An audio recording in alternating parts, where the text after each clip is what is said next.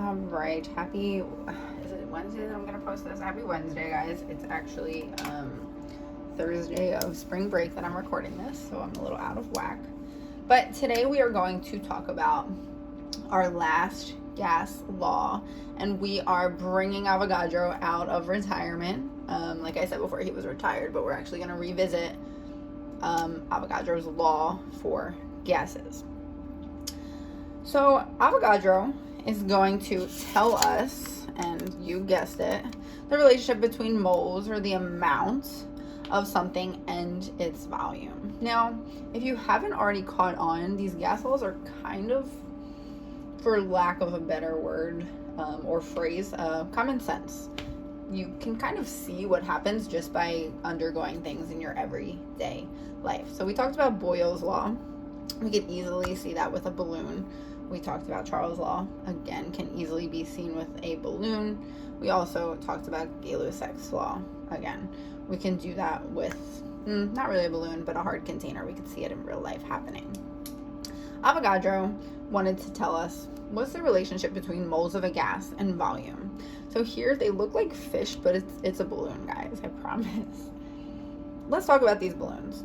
He said that, let's say I have gas in this balloon, and I added more. So I opened it up, I blew some more air into it. The volume of that balloon increases. So adding moles increases the volume. Let's look at my second goldfish balloon. Let's say I opened up the end of this balloon and I let some air out. Well, I tried to draw the goldfish slash balloon a little shriveled up. It definitely decreased. So again, we're talking about another relationship that is directly proportional. When I add more moles, the volume's going to go up.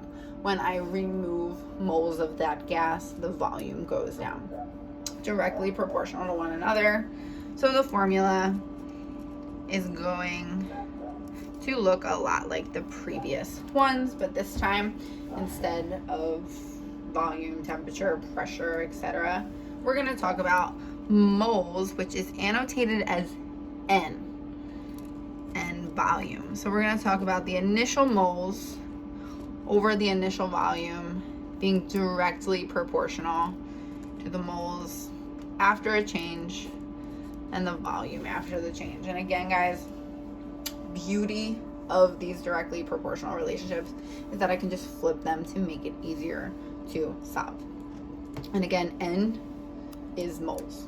You guys know what a mole is. We did a ton of stoichiometry. We're just annotating it as N. But let's say V2 was my unknown and I knew both my moles and my initial volume. I can easily just flip this equation so that my unknown, which is V2, let's say, is at the top, followed by my moles at the bottom. Flip everything on both sides if you're going to solve. Again, this isn't equal to this. Won't work. You need this equation or this one if you're going to flip it. All right, so another directly proportional relationship. Let's talk about the units. Moles are going to be, you guessed it, in moles. If I gave you grams, you would have to use the molar mass to then convert to moles, but I don't think I'm going to do that just for the sake of remote learning and time. So I'll probably give you your moles so you don't have to calculate that molar mass and do a conversion, even though I know you love them. So moles, that's our unit. Write the whole word, or the only brief way you can write it is MOL. And volume is going to be in liters, but it's going to look like V in your equation. So your unit should be liters. All right, let me find my practice problem. All right, let's do 2 problems just like before, and then I will send you into some practice. Added some names, made it a little fun today, but let's bring Avogadro out of retirement and use his gas law to solve these equations. So this first example says Sally adds 3.13 moles of argon to a 5.29 liter balloon that already contained 2.51 moles of argon. What is the volume of the balloon after the addition of the extra gas. Now this one could get a little tricky. I'm going to start by writing down my formula. Again, N1 over V1 equals N2 over V2.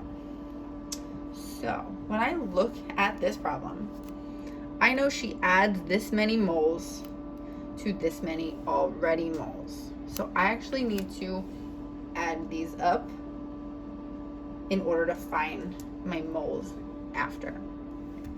I know that this is the initial volume of the balloon and that this is the initial moles, but I don't know N2 and I don't know V2.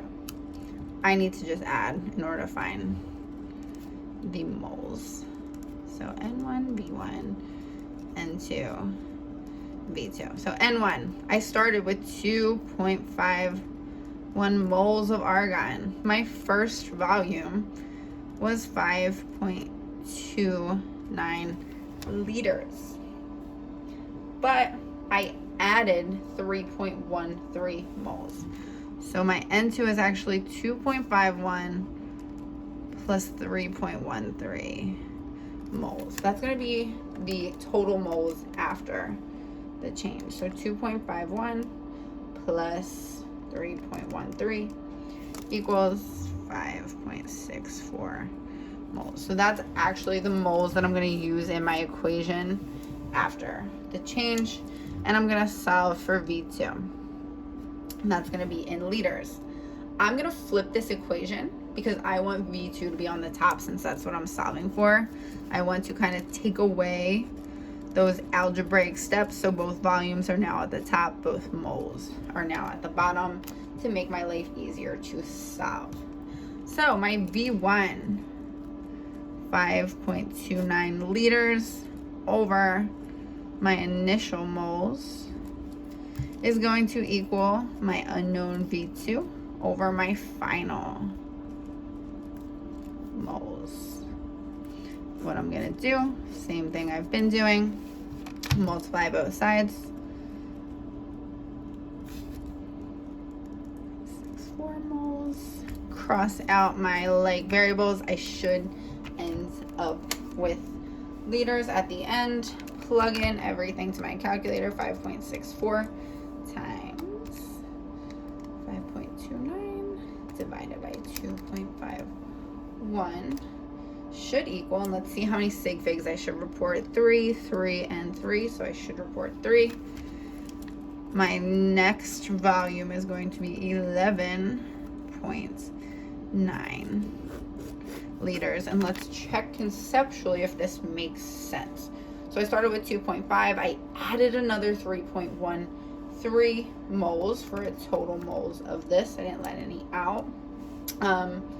So my number of moles increased, so my volume should also increase. Let's see. It definitely did increase. It went from 5.29 to 11.9. Great. All right, example 2. Let's look at this guy. So again, be very careful with these. If something is being added, you have to actually do one more step and add it in there. Sometimes it'll just say it was this at the end, but let's read and find out. A 25.5 liter balloon, so this is my V1, holding 3.5 moles of carbon dioxide leaks. So this is my N1. So I started with 3.5 moles of carbon dioxide. If some carbon dioxide escaped and we are able to determine the final volume of 13.8 liters, what is the new amount of moles? All right, so I have V2. I don't know how many moles are left in that balloon, but we can solve to find out. And again, I want my unknown variable at the top, which is going to be N2. So I'm going to write my equation this way. All right, perfect. Let's write down my variables. N1 equals 3.5 moles. There's 2 sig figs there. V1 is 25.5 liters. There's 3 sig figs there. N2, I don't know. I have to solve. And my V2 is another 3 significant figures at 13.8 liters. I'm going to report my answer to 2 sigs because this one is going to limit me. Now that I have everything, I don't need to add, subtract, or anything because I'm solving for moles. And it's not saying nothing was added or removed.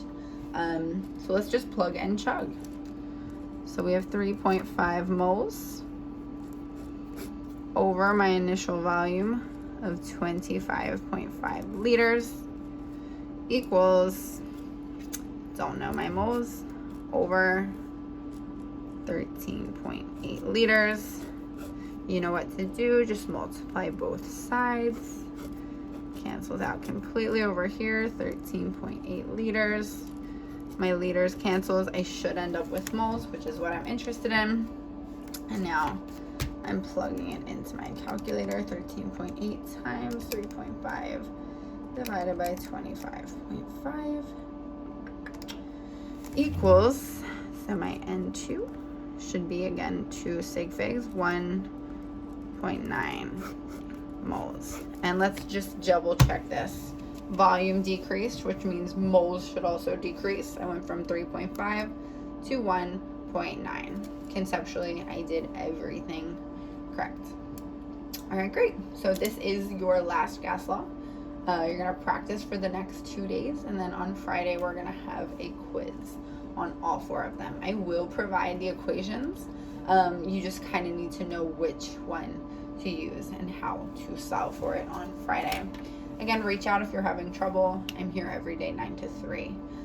Good luck, guys.